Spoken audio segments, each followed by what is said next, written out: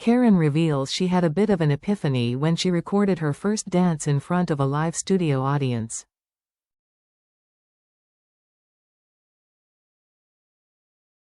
She was used to sliding around a muddy football pitch in boots and shorts, which is why ex-Lioness Karen Carney took a while to adapt to getting sexy for Strictly.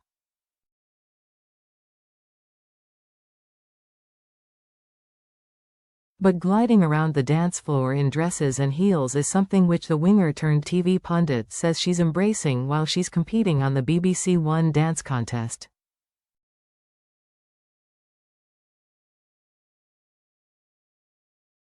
"You talk about heels and stuff, my sexy was scoring a half volley," she laughs. "But you've just gotta rip the band-aid off and just go for it."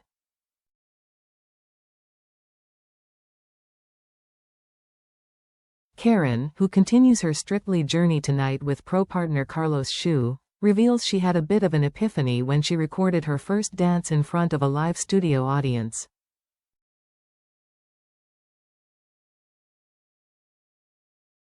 She said, "As we go up the stairs, there was a woman and a gentleman, and she was in the most spectacular outfit.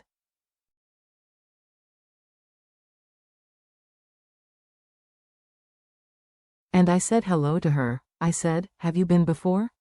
She goes, 'No, I've waited 10 years for a ticket.'"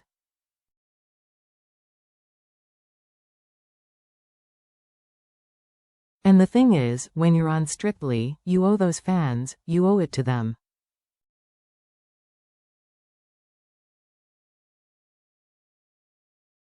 You know that that's the hottest ticket in town. Getting glammed up was the least she could do as she embarked on her Strictly journey, which got off to a sensational start in week 1.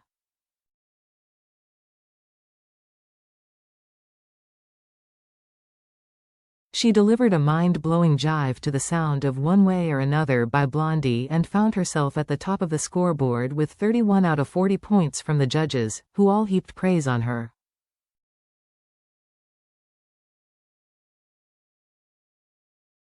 This was the first time a footballer had achieved that in 15 years. The last player to do it was John Barnes, and the fact that she'd broken some sort of record, wearing a football kit, made the victory all the sweeter.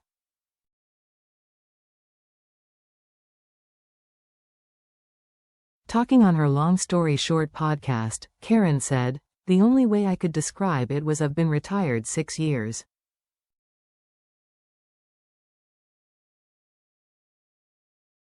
That's the closest, probably the same I felt if we'd scored a massive goal in football."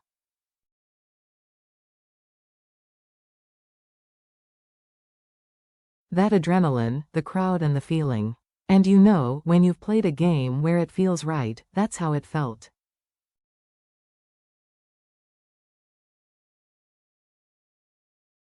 And I wasn't prepared for that. Shirley Ballas made me really emotional, like really emotional, actually.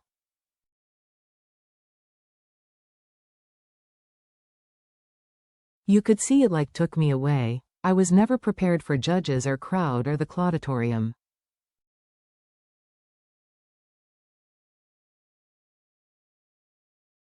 So I was prepared to dance. But then when I heard that stuff, nice comments, I was overwhelmed.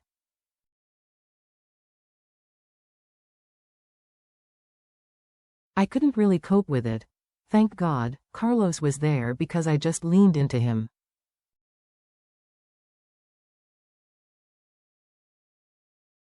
It was just a lot, in a nice way. But last week her Tango to the Track training season by Dua Lipa didn't quite get the same positive reaction from judges, and it happened in week 2 when viewers have the chance to vote people off the show.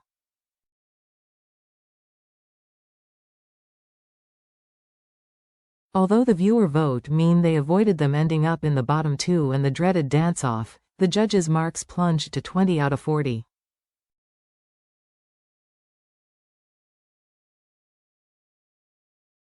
But being in football helped her cope with the sudden change in fortunes. She said, "Sport has taught me, genuinely, not to get too high or too low."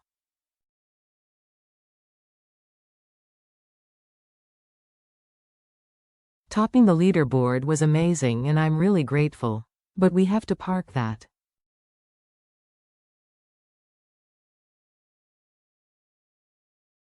Tonight she'll be dancing the cha-cha-cha, and because it's movie week their track of choice would be She's a Lady from the movie Miss Congeniality.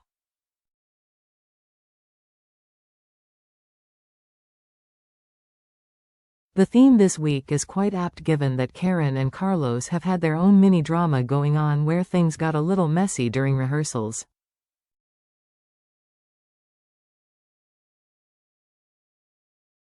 She said, "The rehearsals went horrendous, it was just the day before the first live show.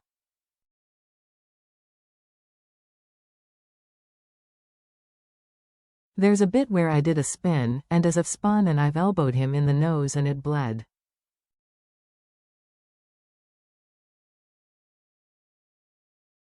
That's my teammate, but he was incredible. He tried to carry on and I was like, no, I've knocked him there.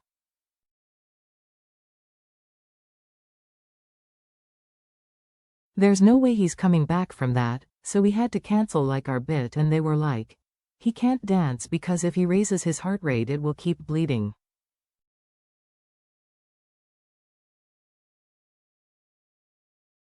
So then I've crashed, I've tanked.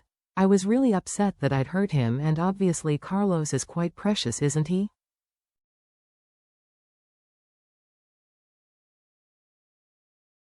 He's a little sweetheart, so I'm extra devastated."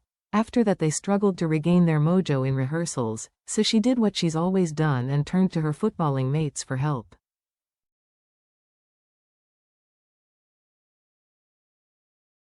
First she rang up fellow former Lioness Laura Bassett who pinpointed the problem. She recalled, she just said, "Kaz, you were always horrendous match day -1.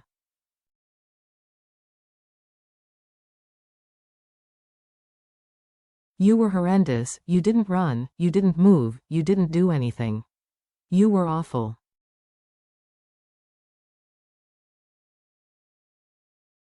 And I was like, okay. And she goes, "But just turn it on tomorrow." Then she called another footballer, Arsenal's Kim Little, and explained she was in need of help.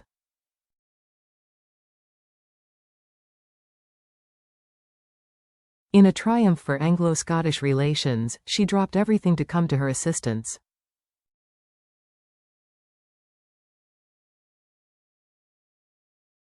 Karen said, "She went, on my way.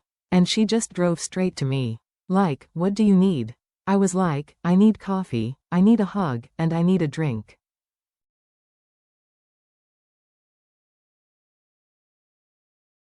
And she went, bang, and just got it all, and just sat there and went, "Tell me about it."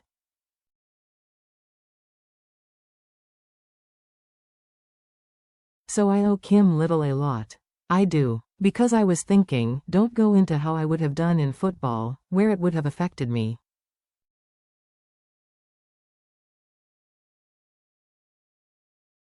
I would have been in the hotel thinking about it. That's where you need people.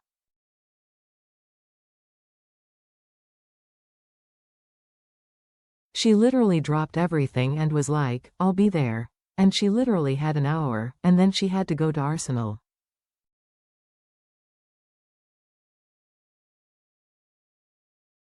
But despite still having deep ties to football, Karen also reveals that the game and her love of Strictly have always been twin loves in her life.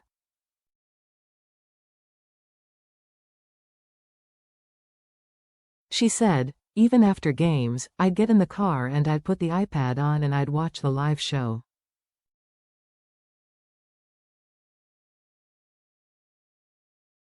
And on the journey home, I'd be there going, 'Craig, why are you giving them that score?' I'd be kicking off massively.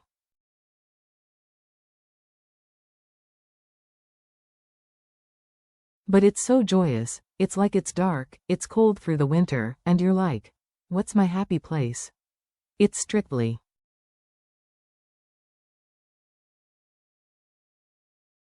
Single quote.